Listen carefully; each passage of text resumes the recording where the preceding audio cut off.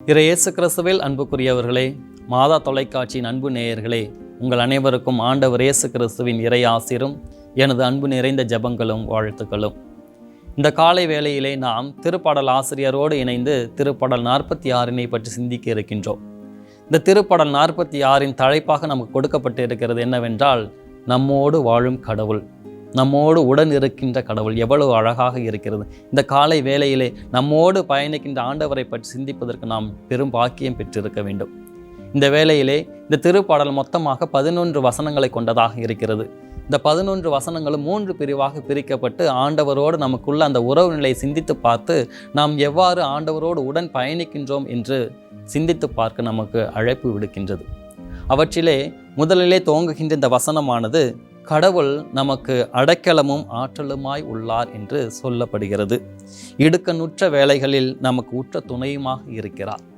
இடுக்கணுற்ற வேலைகள் என்று பார்க்கின்ற பொழுது, இந்த உலகத்திலே பிறந்திருக்கின்ற ஒவ்வொருவருக்குமே துன்பம் இருக்கிறது. துன்பம் என்று இருக்கின்ற பொழுது இன்பமும் இருக்கிறது. ஆனால் பல்வேறு தருணங்களிலே நாம் இன்பம் மட்டுமே நமக்கு இருக்கிறது, அவற்றிலே இன்பத்திலும் கூட அந்த துன்பம் அதிகமாக நம்மிடத்திலே இருக்கிறது என்று சொல்லி நாம் துன்ப வேலையிலே தோன்று விடுபவர்களாக, கடவுளை நிந்திக்கின்றவர்களாக, கடவுள் மீது கோபித்துக் கொள்ளுபவர்களாகத்தான் இருக்கிறோம்.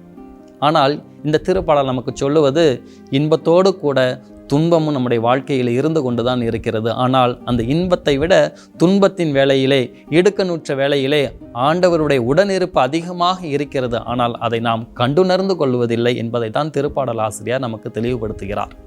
அப்படி என்றால் நம்மோடு வாழுகின்ற அந்த கடவுளை நாம் கண்டுணர்ந்து கொள்வதில்லை என்பதையே மிக தெளிவாக அவர் சொல்லுகின்றார். அதனை தான் லூக்கா நற்செய்தி 11வது அதிகாரத்தில் நாம் சிந்திக்கின்ற பொழுது, யூத மக்கள் அனைவரும் ஆண்டவரிடத்திலே எங்களுக்கு ஒரு அடையாளத்தை காண்பியும் என்று கேட்கின்றார்கள்.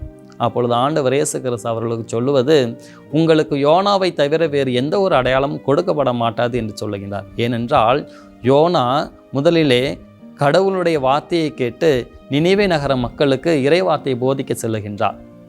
சென்ற அவருடைய வார்த்தைகளை கேட்டு இதுவரை மனம் மாறாது இருந்த அந்த மக்கள் மனம் மாறுகிறார்கள். குயின் ஷேபா என்பவர் சாலமோனுடைய அந்த ஞானத்தை உணர்ந்து கடவுளை போற்றி புகழ்கின்றார். அப்படி என்றால் இந்த நினிவே மக்களை விட, இந்த குயின் ஷேபாவை விட ஆண்டவர் மிக பெரியவராக இருக்கிறார் என்பதை தான் அவர்களுக்கு ஆண்டவர் இதுவே ஒரு பெரிய அடையாளம் என்பதை வலியுறுத்துகிறார். அப்படி என்றால் இன்றைய நாளிலே நமக்கு இந்த திருப்பாடல் நமக்கு சொல்லுவது என்னவென்றால், இந்த சிந்தனை வழியாக எல்லாவற்றையும் விட மேலானவர் நம்மோடு இருக்கின்றார். ஆனால் நாம் அவரை கண்டுணர்ந்து கொள்வதில்லை, அவருடைய கிருபைகளை நாம் புரிந்து கொள்வதில்லை, அவருடைய உடனிருப்பை நாம் அறிந்து கொள்வதில்லை என்பதை தான் இந்த திருப்பாடலிலே முதல் வசனத்திலே மிக தெளிவாக சொல்லுகிறார். ஆகவேதான் அந்த முதல் பகுதியிலே வருகின்ற அந்த வசனத்திற்கு 2வது வசனமும் 3வது வசனமும் பதில் மொழியாக இருக்கிறது.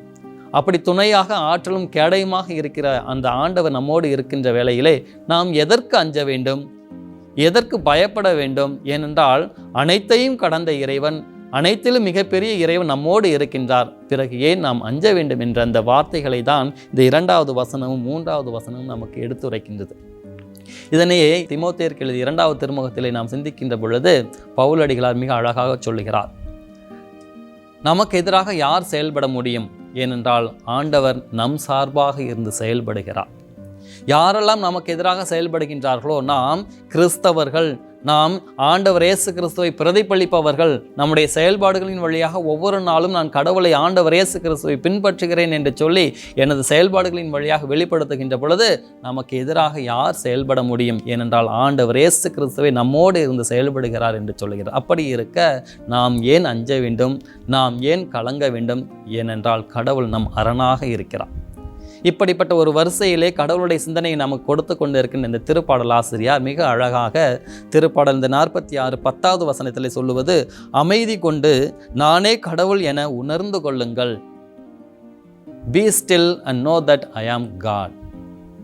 ஆனால் பல்வேறு தருணங்களிலே கடவுளோடு உடன் இருக்கிறோம் என்பதை கண்டு உணரவில்லை என்றாலும் சில நேரங்களிலே அவருடைய உடனிருப்பை நாம் மேலோட்டமாக எடுத்துக்கொள்ளுகின்றோம். கடவுள் தானே என்று சொல்லி அவருடைய பெருமையையும் அவருடைய விந்தையையும் நாம் உணர்ந்து கொள்வதில்லை. ஆனால் கடவுள் இந்த திருப்பாடல் ஆசிரியர் வழியாக சொல்லுவது, know that I am God. அமைதி கொண்டு நானே கடவுள் என்பதை உணர்ந்து கொள்ளுங்கள். கடவுளுடைய கிருபையையும் கருணையையும் உணர்ந்து கொள்ளுங்கள். எப்பொழுது நாம் அவரை அனுபவிக்கின்றோமோ, எப்பொழுது நாம் அவரை புரிந்து கொள்ளுகின்றோமோ, அப்பொழுதுதான் நம்மை சுற்றி உள்ள அந்த ஒரு நம்பிக்கை நிறைந்த ஒரு மனநிலை நமக்கு ஏற்படும் என்பதை ஆண்டவர் சொல்லுகின்றார். கடவுள் எவ்வளவு மிக பெரியவர் என்பதை உணர்ந்து கொள்ளுங்கள். எவ்வாறு உணர்ந்து கொள்வது? நமக்கு தேவை நம்பிக்கையும் விசுவாசமும். ஆண்டவர் நம்மோடு இருக்கிறார், எச்சூழ்நிலையிலும் நம்மை கைவிடார் என்ற ஒரு மேலான ஒரு சிந்தனை நமக்கு இருக்கின்ற பொழுது நாம் ஆண்டவரை புரிந்து கொள்ளுகின்றோம். புரிந்து கொண்ட ஆண்டவரை மற்றவர்களுக்கு எடுத்து எம்புகின்றோம். ப்ரொக்ளமேஷன், எடுத்துரைப்பது. ஆண்டவரை எடுத்துரைக்க வேண்டும் என்று சொன்னால் அவரை முதலிலே அனுபவிக்க வேண்டும். அனுபவிக்க வேண்டும் என்று சொன்னால் முதலிலே கடவுளோடு உடன் இருக்க வேண்டும். அதனை தான் நோ தட் ஐ ஆம் காட், பி ஸ்டில், என்னிடத்திலே அமைதி கொண்டு நான் எப்படிப்பட்டவன் என்பதை உணர்ந்து கொள்கின்ற ஆண்டவரின் நாம் ஒவ்வொருவருக்கும் அழைப்பு விடுக்கின்றான். அன்புக்குரியவர்களே, இந்த தவ காலத்திலே நாம் பயணித்து கொண்டிருக்கின்ற நாம் பல்வேறு நம்முடைய பிஸி ஷெட்யூல், பல்வேறு விதமான நம்முடைய போக்குகளிலே நாம் கடவுளுக்கென்று சில நேரத்தை கொடுக்கின்றோமா? கடவுளுக்கென்று முதலிடத்தை கொடுக்கின்றோமா? கடவுள் இவர்தான் என்று புரிந்து கொண்டு அனுபவித்து மற்றவர்களுக்கு அதை எடுத்து ஏம்புகின்றோமா என்பதை இந்த நாட்களிலே சிறப்பாக சிந்தித்து பார்ப்போம். ஜெபிப்போமா? அன்பு ஆண்டவரே, உம்மை போற்றுகிறோம், புகழ்கிறோம். இந்த திருப்பாடல் வழியாக எங்களோடு உரையாடியதற்கு நாங்கள் உமக்கு நன்றி செலுத்துகின்றோம். பல்வேறு தருணங்களில் நாங்கள் உமது அருளையும் அன்பையும் பராமரிப்பையும் உணர்ந்து கொள்வதில்லை. நீர் எங்களோடு உடனிருந்து எங்களது இன்பத்தின் மத்தியிலும் கூட இல்லாமல் துன்பங்களின் வழியாக எங்களை வழி நடத்துகின்றீர் என்பதை நாங்கள் உணராதவர்களாக இருந்திருக்கின்றோம். இந்த தவக்காலம் எங்களுக்கு ஒரு பாடமாக அமையட்டும். எல்லா சோதனைகளின் மத்தியிலும் எங்களோடு இருக்கின்றீர் என்பதை உணர்ந்தவர்களாக உமது கரம் பிடித்து நீர் எங்களோடு இருக்கின்றீர் என்பதை உணர்ந்து வாழ எங்களுக்கு அருள் தாரும். ஆமேன்.